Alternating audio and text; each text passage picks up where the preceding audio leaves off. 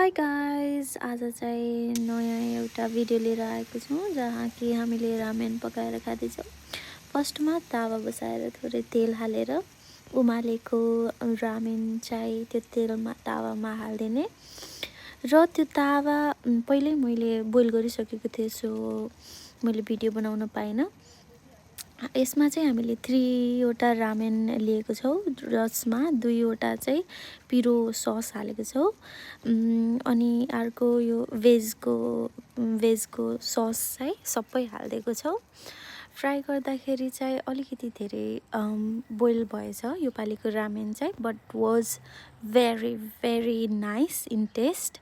त्यसपछि हामीले फेरि तावा बसालेर थोरै तेल हालेर अन्डा पकाउन सुरु गर्छौँ, जहाँ कि अन्डालाई चाहिँ मलाई चाहिँ अन्डा प्रोपर पाकेको मन पर्दैन रामेन खाँदाखेरि। सो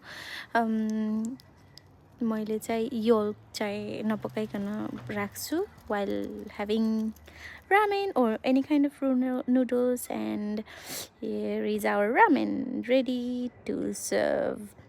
कस्तो राम्रो देखेको छ, मुखै खाउँ खाउँ जस्तो। एकचोटि खाइसकेँ, तर फेरि पनि कसैले यसरी सर्भ गरेर दियो भने नाइ म भन्दिनँ। आई होप सबैको दिन राम्रो रहोस्, राम्रो चल्दैछ। Thank you very much for